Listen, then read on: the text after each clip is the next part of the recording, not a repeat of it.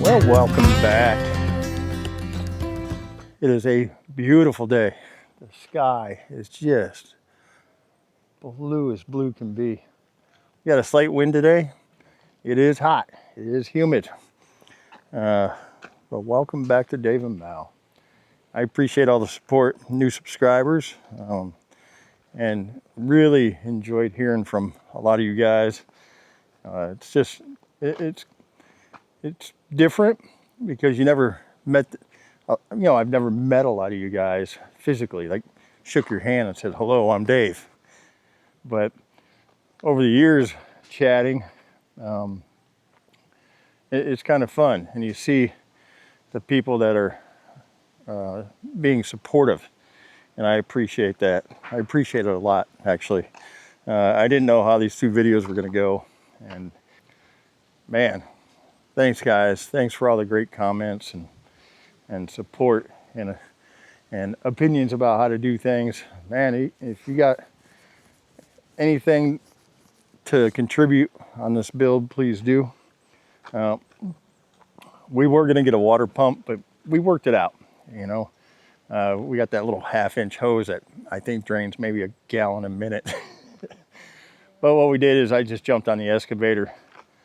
I dug a little trench right outside of our area here, and as you can see, and on the inside I just sat there and threw water. So I got that water down in about 45 minutes. I didn't have to go spend $12,000-15,000 on a sump pump or hoses, but I'll show you.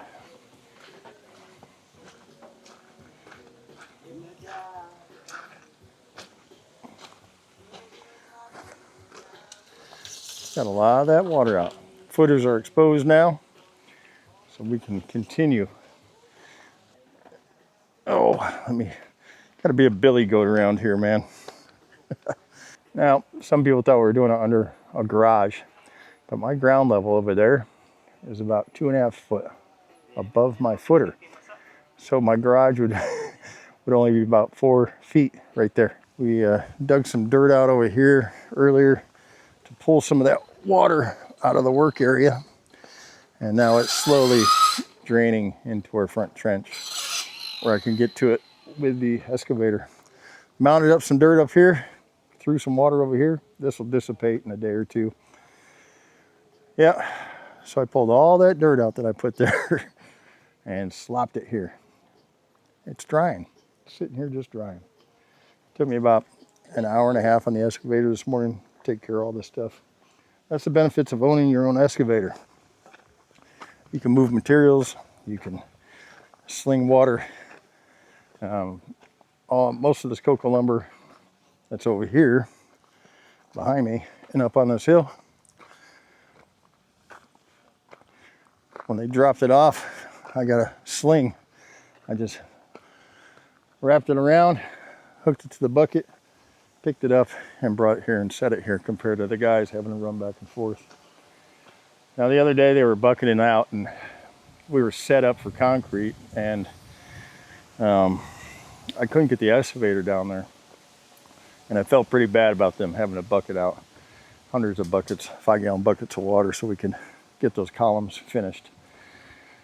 But fortunately today we're not pouring, we're just setting up and getting ready for tomorrow morning. I like doing setup through the afternoon and then pour in the morning.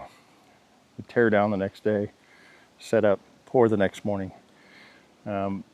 We only have 8 sheets of the crocodile board, and I need to get about 8 more because this job is going to be pretty big. So you can see the top of all the columns down there. I did give the block away to my neighbor, Victor, my worker, and he's hauling them out of here slowly. I think we're just going to pour the whole project. To me, it seems pretty simple. You just bolt it together, unbolt it, slide it up, bolt it together, pour, slide it up. It's pretty simple. And the process I thought would take longer to show these guys, but they knocked out those 2 sets of forms in an hour and a half. They had to do some cutting and drilling the holes for the 2x2 cocoa lumber, but they're just good guys. The wife called the neighbor, not called, she sent a message to the neighbor. We didn't get a response yet, so their dogs ripped up my plastic tarp over our black sand yesterday and threw it all over the place, and it's like the third tarp that they've shredded, and they're starting to get expensive, and I'm getting annoyed. So I'll let the wife handle it. This is my wife's property, and I just contributed the finances for it.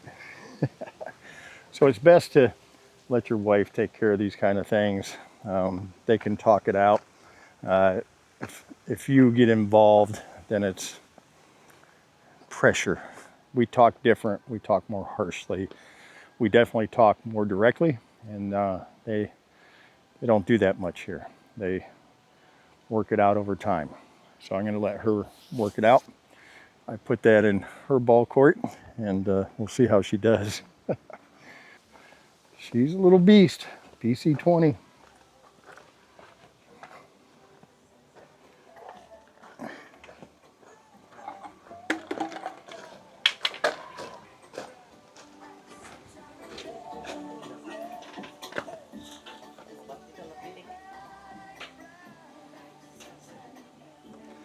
Little music in the background. Got to get away from that. Now I woke up this morning, running a little late. Not late to the job, just late waking up. And I poured myself a cup of coffee, and I only drank about a third of that. And I regret it because I got a caffeine headache going on right now. I got to get out of the sun because I'm turning into a lobster.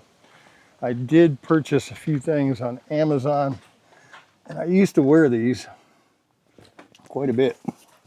I can find them. They're these pull-on sleeves. They're cool sleeves. They just go right on your arm. Let's see if I can put one on right now, actually.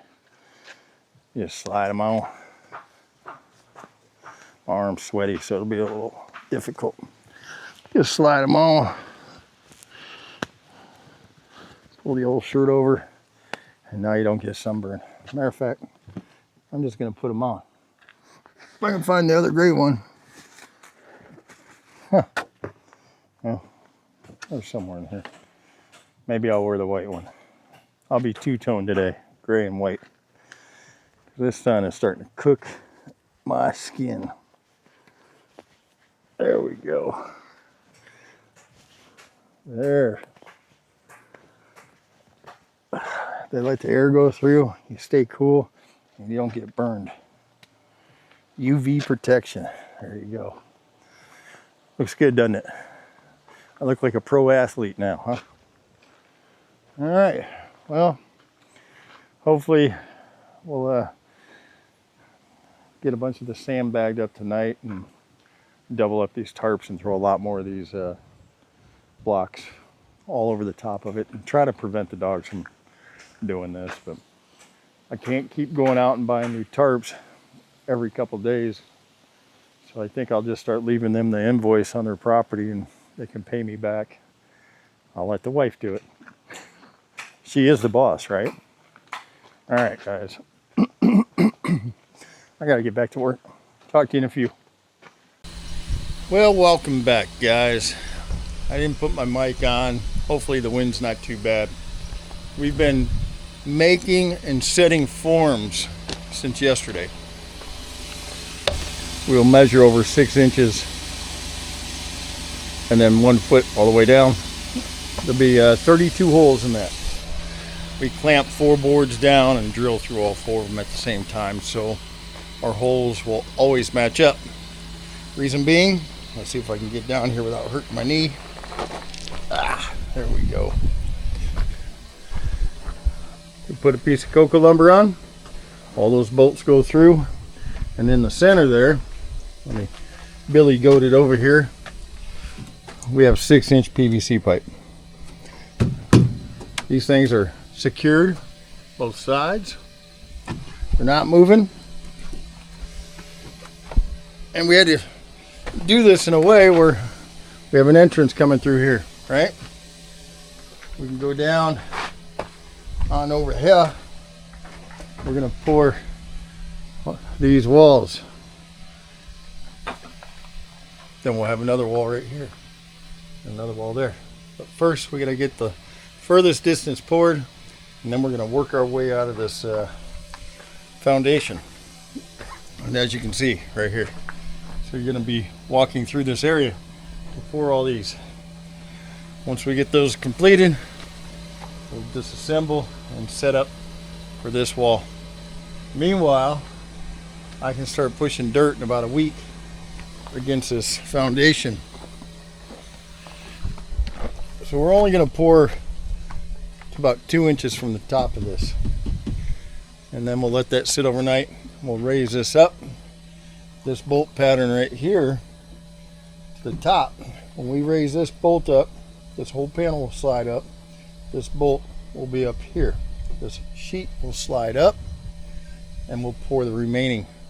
And it works out perfect on the far wall and here.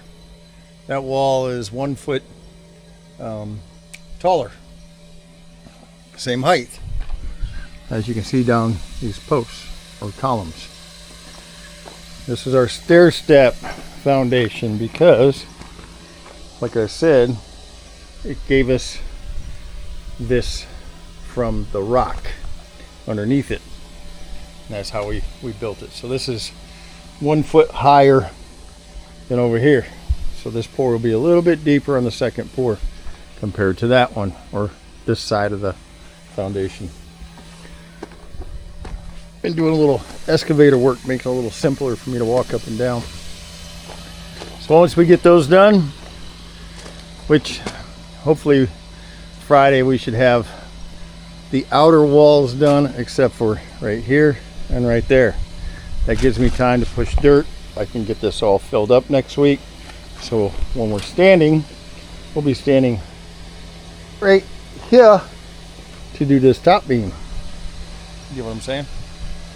Trying to make it a little easier on the guys and running around on wood all the time. So this will all get back filled in. It'll get side filled and front filled. We won't do anything on the side here until we're finished with the inner wall and this wall. Now you're caught up. It takes time for setup. You know, we're drilling all the cocoa lumber 6 inch over, 12, 12, 12, 12, 12, 12, 12, 12. So we're drilling out a lot of cocoa lumber, but this initial setup might take us a few days. But after this, after this, we're rocking and rolling. We can move things around. We already got all the cocoa lumber done. We already got all our PVC cut to 6 inches. We got a little jig here. We just set it there and run the Sawzall blade down this. That's 6 inches.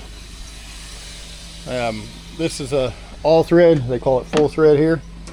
About 20 pieces. It's not that bad.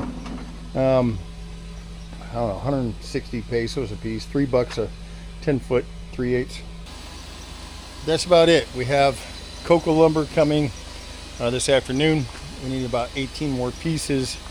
You order it by 2x6 and it's 300 pesos. But when you order it, you say I need 2x6 cut down to 2x2s. Same price. So I get 3 2x2s for 300 pesos. 100 pesos a piece basically for the 2x2s sitting up there and what we used on this board. And that is how I order it. So give me 3 2x6s, but I need them in 2x2, and they usually get it here within 30 minutes after we call. Pretty prompt. We got a bunch of sand that we're going to start bagging. We are getting the pour set up for tomorrow morning early. We got to hang a bunch more tarps. We started to put tarps up, but you know, the guys want to just keep working. I keep yelling at them, put the tarps up, you won't cook yourself. We got another tarp we'll put up there, and then we'll hook this together, because right here is where we'll be pouring into our catch, sitting right there. And it's kind of nice to have that shade over top. Plus it slows the curing down a little bit from having that sun direct on it. Holy crap, it looks nice. I think it'll hold up the garage. Nice job.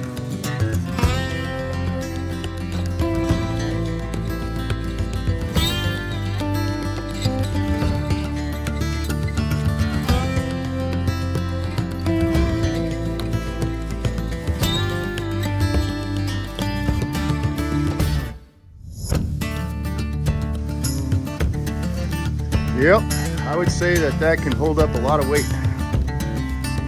Load-bearing 6-inch walls. Crazy.